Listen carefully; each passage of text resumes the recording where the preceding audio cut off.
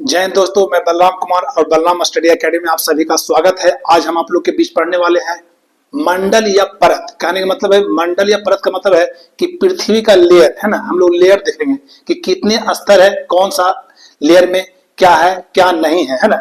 तो सबसे पहले इसका परिभाषा है कि पृथ्वी के वायुमंडल में कई परतें होती है जिसे मंडल कहते हैं।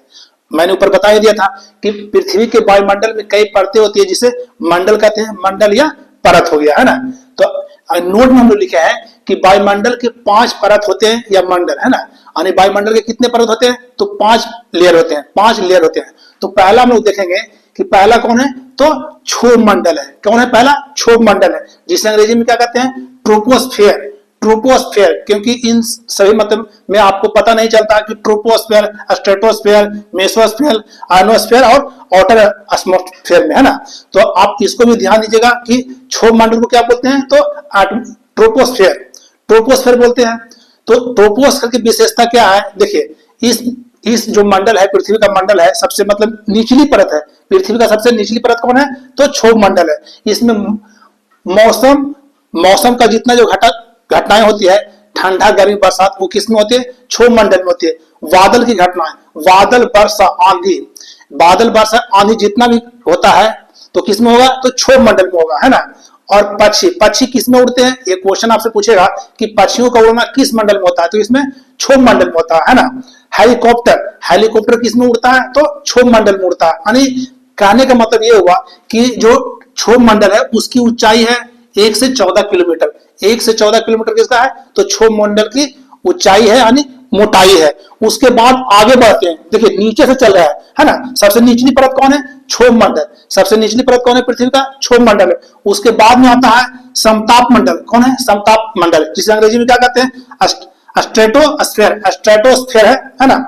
इसमें वायुयान इसी में उड़ता है। किसमें? तो समताप मंडल में वायुयान। और ओजोन लेयर किसी कहते हैं? ओजोन परत इसी कहते हैं। किसको? तो समताप मंडल को ही ओजोन लेयर कहते हैं है ना। यूवी किरणें यानी अल्ट्रावायलेट किरणें को कौन रोकती है? तो समताप मंडल रोकती है ना। और इसका जो मोटाई होती है वो 14 से 50 किलोमीटर होती है। कितना? 14 से 50 किलोमीटर होती है। लेकिन इसमें आपसे क्वेश्चन पूछेगा कि ओजोन परत किस मंडल में है? तो समताप मंडल में। वायुयान किस मंडल में उड़ता है? तो किसमें है? तो समताप मंडल में। ये आपका हो गया समताप मंडल। तीसरा है मध्य मंडल, जिसे हम लोग कहते हैं? मेसोस्फेयर होता है, वो ठंडा होता है। क्या होता है?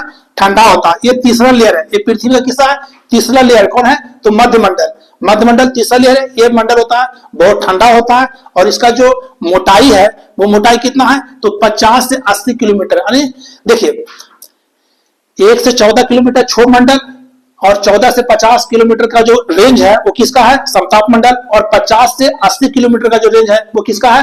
तो मध्य मंडल का रेंज होता है। ये मोटाई का लेयर बढ़ते जा रहा है ना। और 4 नंबर में है आयन मंडल, जिससे हम लोग जो कहते हैं आयनोस्फेयर है ना। इसमें इसका क्या है कि उच्च ऊर्जा होती है आयन मंडल में है ना। रेडियो वेव, जैसे रेडियो जो किरण होती है हम लोग प्रसारित करते हैं, तो रेडियो वेव की किरण किस में होती है? तो किस में होती है? तो आयन मंडल में होती है। कैस्मोस किरण होती है, वो किस में है?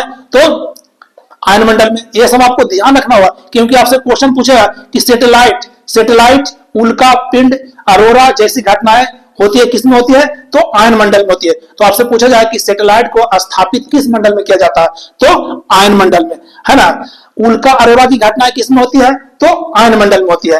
रेडियो वेव कैस्मो किरण की घटना किसमें होती है? तो आयन मंडल में होती है। ये सब ध्यान देना होगा, क्योंकि इससे मंडल से क्वेश्चन आपको पूछना ही पूछना है। किसी भी एग्जाम में 1-2 क्वेश्चन पूछता है ना। और इसका जो ऊंचाई होता है लेयर, वो कितना होता है? 640 किलोमीटर तक होता है। 640 किलोमीटर तक इसका ऊंचाई होता है।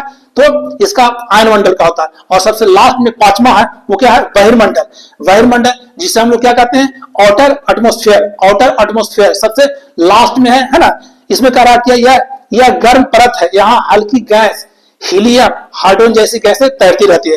कहने का मतलब हुआ कि जो आउटर एटमॉस्फेयर है, जो पृथ्वी के सबसे उच्चतम मतलब सबसे आखिरी मंडल है ना। इसमें हल्की गैस, ये जो परत होती है बहुत गर्म होती है। इसमें क्या? हीलियम, और हाइड्रोजन जैसी गैसें तैरती रहती है। आपसे क्वेश्चन पूछेगा कि हीलियम और हाइड्रोजन गैस किस मंडल में तैरती है, तो किसमें बताए, तो बहिर्मंडल में, है ना। और इसका जो ऊंचाई है, यानी कि ऊंचाई का लेयर है, परत है, वो कितना तो होता है, तो 1000 किलोमीटर तक इसका रेंज होता है, मोटाई होता है ना। तो एक बार जरूर देखिए, क्योंकि मंडल से आपको जरूर क्वेश्चन पूछेगा। और वीडियो अच्छे लगे तो लाइक से सब्सक्राइब जरूर करें और सपोर्ट जरूर करें। जय हिंद।